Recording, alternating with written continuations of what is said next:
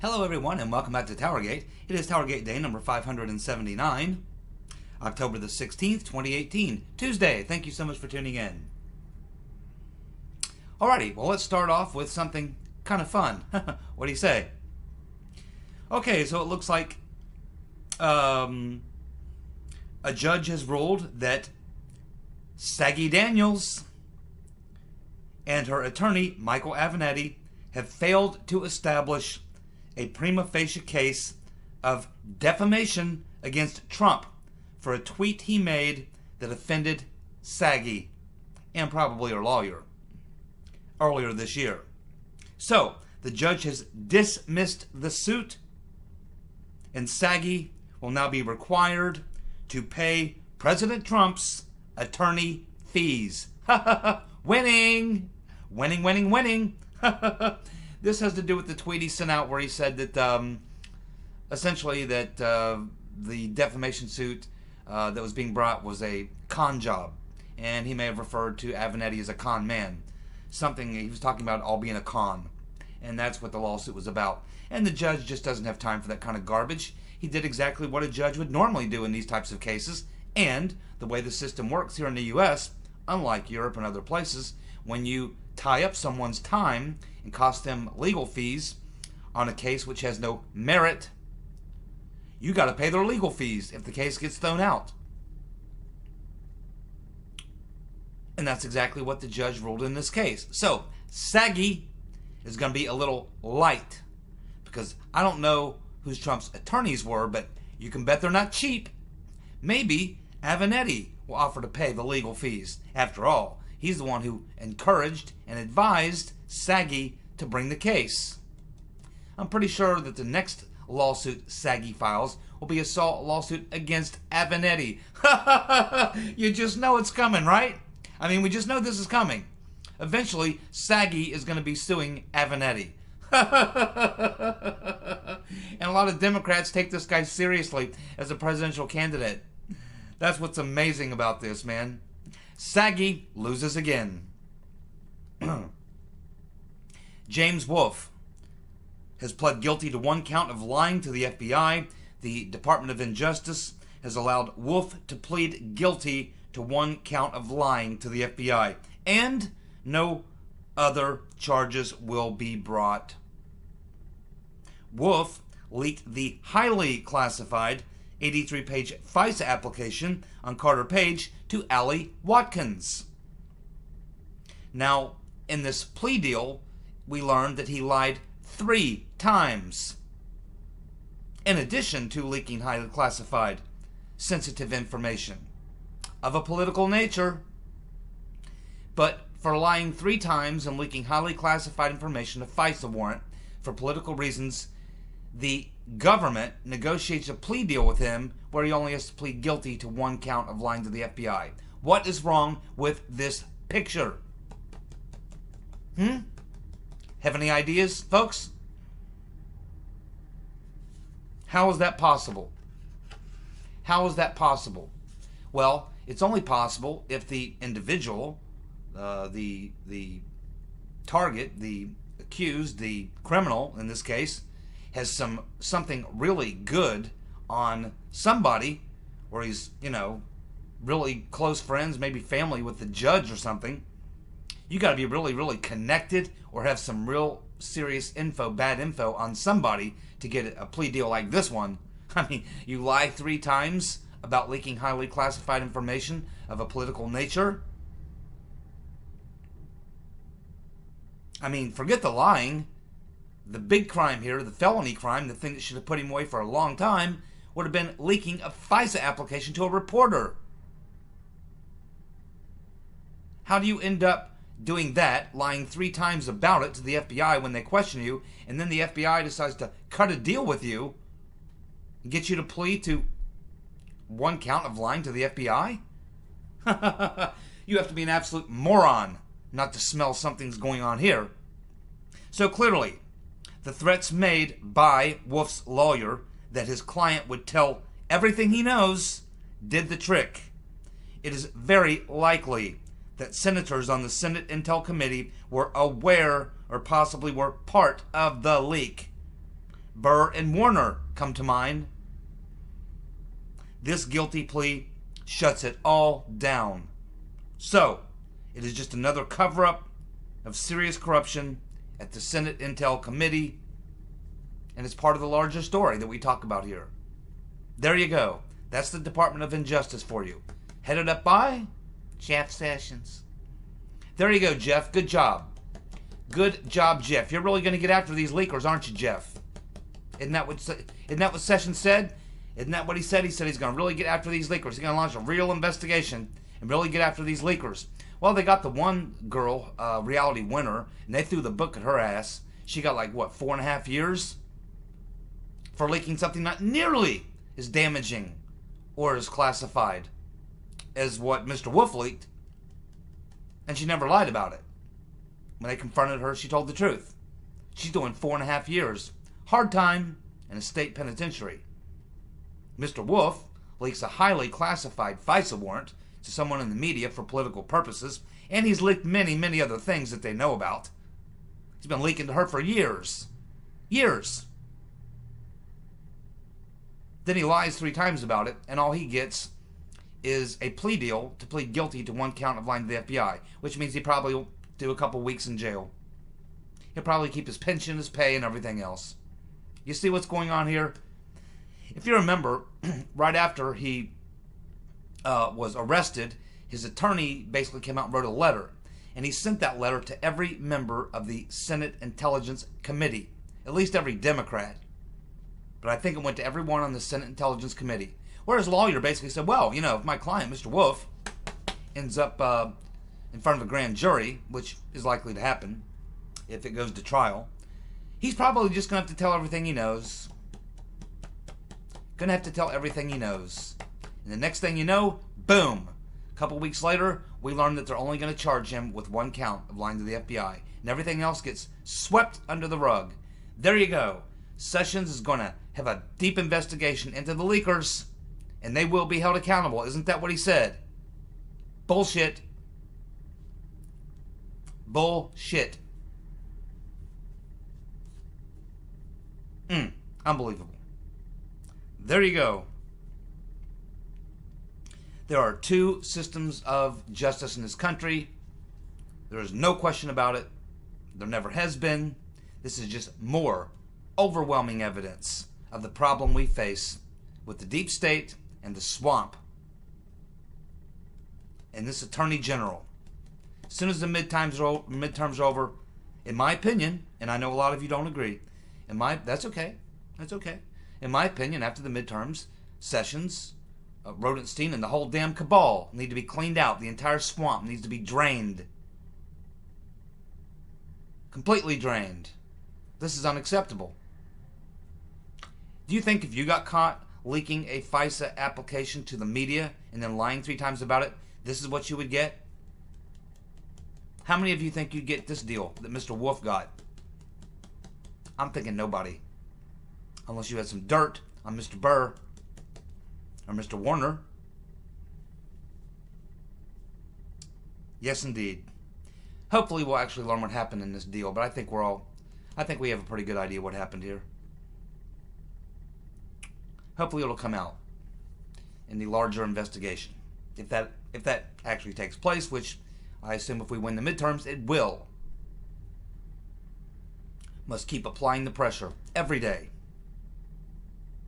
Well, it appears that Andy McCabe may have been the person who leaked the Michael Flynn call with Russian Ambassador Kislyak.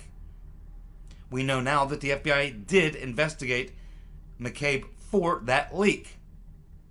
This case is currently in the hands of a grand jury. So, that will be very interesting if in the hearings, when it comes out, whatever happens with the McCabe situation, he certainly has to be prosecuted. If they offer him a plea deal for 1 count of lying to the FBI, there could be a revolt in this country. But yeah, I mean, when this all comes out, it'll be very interesting to find out if he was the one who leaked the Kislyak. I think there's certainly good evidence that could be the case. He certainly would have been in a position to do it. And he certainly, based on what we know about him now and what his thoughts were at that time when all this went down, he would certainly have been the key person who could have had access to that and would have ordered that leak.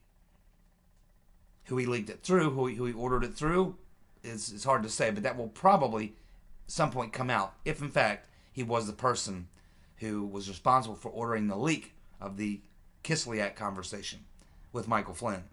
So we'll keep following that story. That should be interesting to learn in the months to come. More good news. We have Dean Heller now pulling away from the Democratic challenger, Jackie Rosen, in the Nevada Senate race. Now a 7-point lead, which means he's gained about 5 points since the Kavanaugh debacle. So what we can see is that the Kavanaugh debacle, pretty much across the board, has cost Democrats anywhere from roughly 5 to 10 points. 5 to 10 points that are looking at these Senate races. So it seems reasonable to me to conclude that if in fact it's cost the Democrats 5 to 10 points in Senate races, then it certainly should be having an effect in House races as well. It's just that we don't get near the polling data on House races that we do on Senate races because there's so many of them. And it's a lot harder to get those kind of polls, very localized. But I would have to think at this point that we're seeing 5 to 10 point swings just since the Kavanaugh debacle by the Democrats in favor of the Republicans. We see it showing up now in all the Senate races, nearly all the Senate races, and I have to think it's going to carry over into the House races as well, and that's very good news.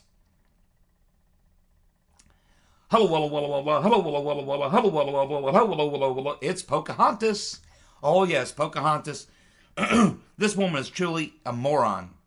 Okay, so she is now, Elizabeth Warren has released the results from her DNA test, and it shows that she has statistically less Native American DNA than the average white person has. She has 1/1024th of Native American DNA. The average American has 0.18.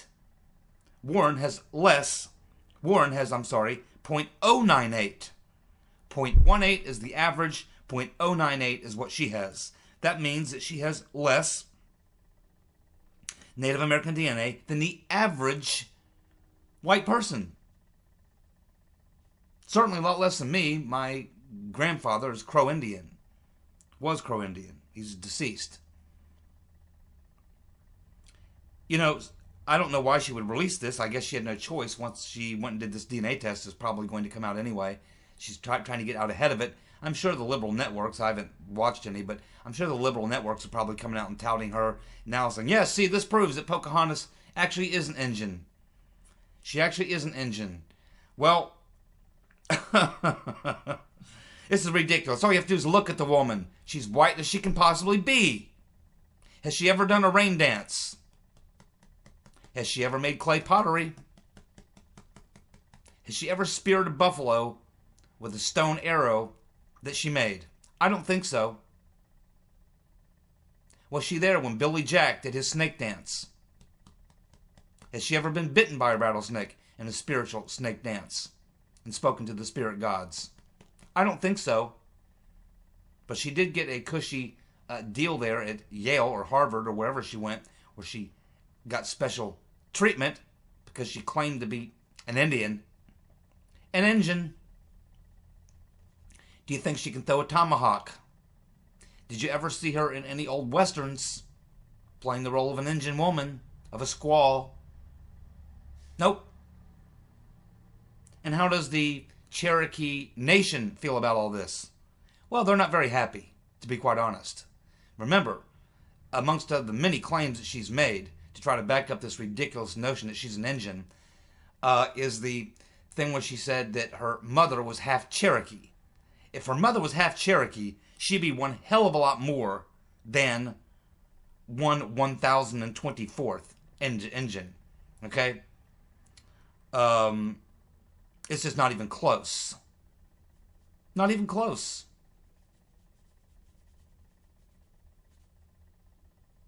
This woman is white as she can possibly be. And I mean, I think this is actually going to hurt her. Really. I really hope she's in the top 5 of potential 2020 presidential candidates. I really hope it's Pocahontas. That will be the most. That will be the most hilarious. Can you imagine the Trump Pocahontas debates? Can you imagine the Pocahontas campaign? It's going to be hilarious, absolutely hilarious, and a shit show.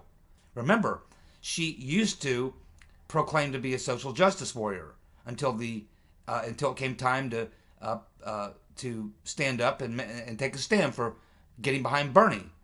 And a lot of Bernie supporters thought she would, and then she didn't. She instead endorsed the rotten reverend, and that was it for her with the Bernie bros. So she's already been sent to purgatory by the Bernie bros. They don't like her. They know they can't trust her. They know she'll turn on them in a second, and she's not a true social justice warrior. She only appeals to them when it's time to raise money or get elected. Then she falls right back in line. She used to talk about busting up big banks. Not anymore. My guess is she takes a lot of money from them. She's as much of a corporate neoliberal as you're ever going to find. She's not a true believer. She's not a classical liberal. She's none of the above. She's a nut. A nut with a Senate seat.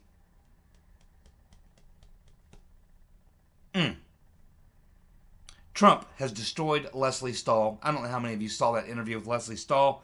It was hilarious. Obviously, the bias with Leslie Stahl was obvious to, I think, anyone who watched. My favorite line was when Trump looked at her and said, well, you know, I'm president, and you're not. She tried to run him over the coals, rake him over the coals on environmental wackoism. And I think Trump just laid it out for her. You know, laid it out. He never caved at all. Most Republicans would never have had the stones to sit there. They would have backed up and punted 40 yards. They would have capitulated. They would say, oh, yeah, well, you know, I still need to look at me. I think there's some arguments to be made. And, you know, I think we need to study the issue. Blah, blah, blah. Not Trump. Not Trump. Said, yeah, man-made global warming. I don't think so.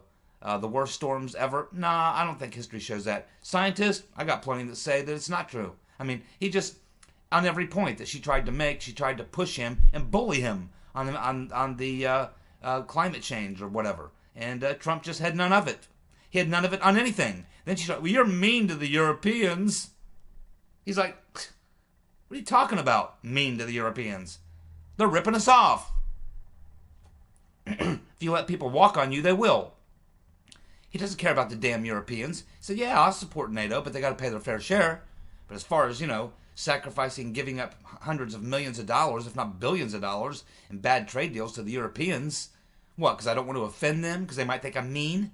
That's not how things work, Leslie. Because Trump's a real man, a real president who really represents the country and the people and their interest, not the Europeans' interest. Hell, the Europeans don't even represent the interest of the European citizens. They represent the technocrats at the EU and themselves, unlike Trump. I think he did a fantastic job, and Leslie Stahl looked like a hack, which she is, has been for years. Horrible interview, by the way, by Leslie Stahl. Horrible interview. I'm surprised he did that interview, but, you know, what choices he got. Well, it appears that Carter Page has sued the DNC. This comes as a result of James Baker's revelations that the DNC lawyer, Michael Sussman, met with the FBI on Russia allegations before the surveillance warrant was taken out on Carter Page. Yeah, you're damn straight. He is an absolutely great case here. And I'm surprised he did it now. I thought, you know, he'd wait until more evidence comes out. But he really doesn't need any. This is all he needs if this is true. Because, again, this blows... Another thing that this does is, remember, this goes into a civil suit. This is a civil lawsuit. That means there will be a discovery process. There will be witnesses called, which means that Carter Page's attorney can call many people from the DOJ, the FBI, Perkins Coie, the Hillary Clinton campaign, the whole 9 yards. Just like Mr. Gubrev can do, his attorneys can do for him in his civil case because of the issue in question and who the people were that you're looking at who might have been responsible for committing the tort.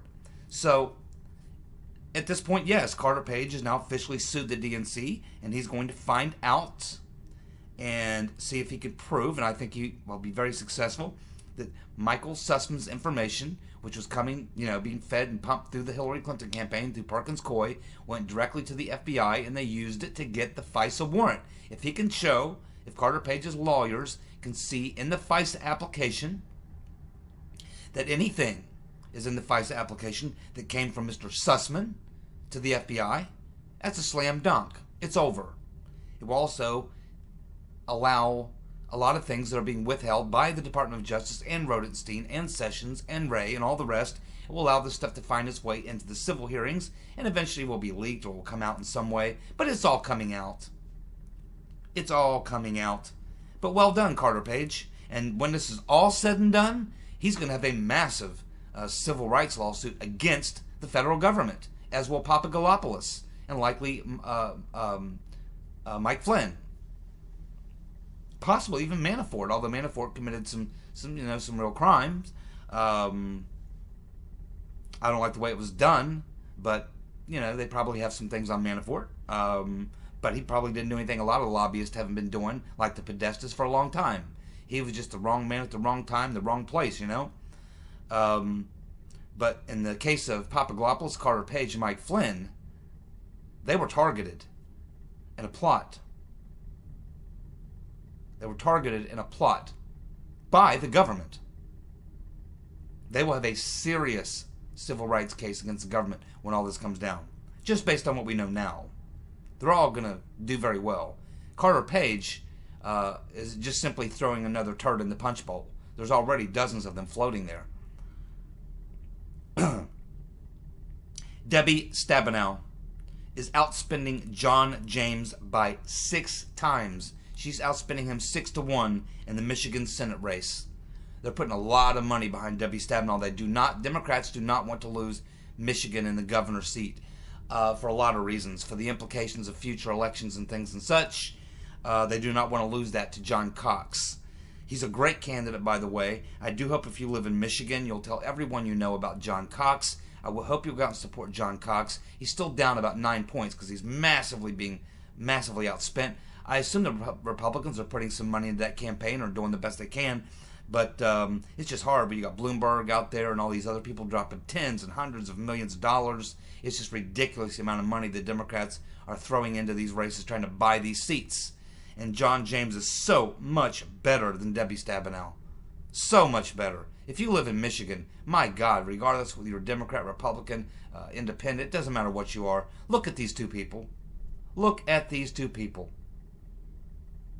This is a no-brainer.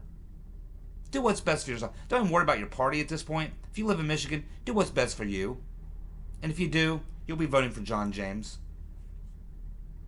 The New York Slimes has obtained a 4-page memo written by John Podesta's Center for American Progress, think tank that instructs Democrats to lie about their support for sanctuary cities.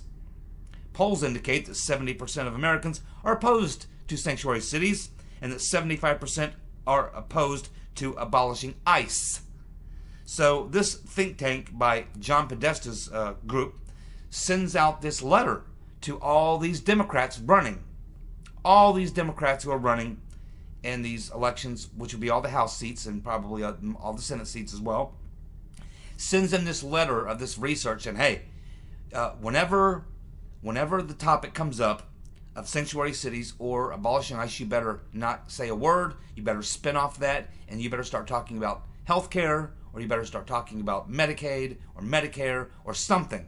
Anything. Just don't talk about sanctuary cities and abolishing ICE. And if you've made any statements in the past supporting either of those positions, discount that and lie. Lie. He's telling them to lie. It's okay. If you said it, go ahead and lie. Just lie about it. Getting caught lying about it would be better than admitting that you support it. That's what he's saying. hazmat team has been sent to Susan Collins' home after a suspicious letter was sent to her home. Collins was not at home at the time, but her husband was.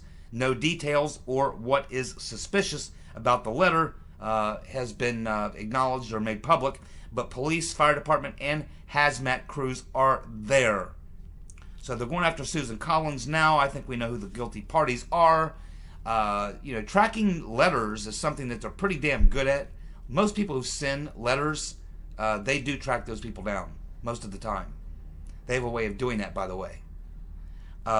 So it takes some time because they'll get the post office within 15 minutes. They'll know the post office. And remember, post offices, pretty small districts around where post offices are. It limits the area, and then they have to go do actual on the ground, real FBI investigative, knocking doors, pounding the pavement sort of investigation.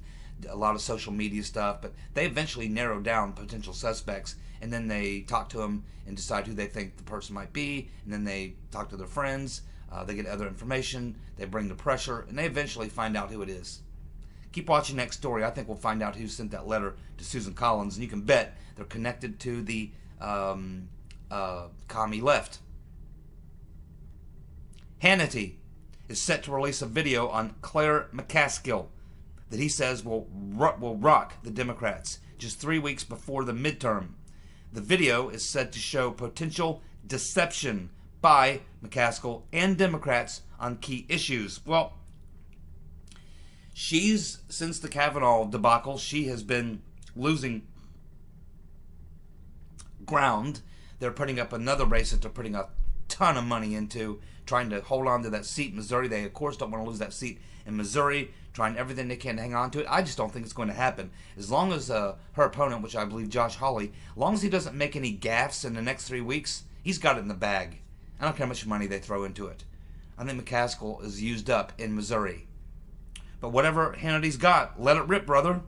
See what you got. Uh-oh. Hawaii Senator Mazie Hirono is now being accused of covering up a major sexual harassment suit.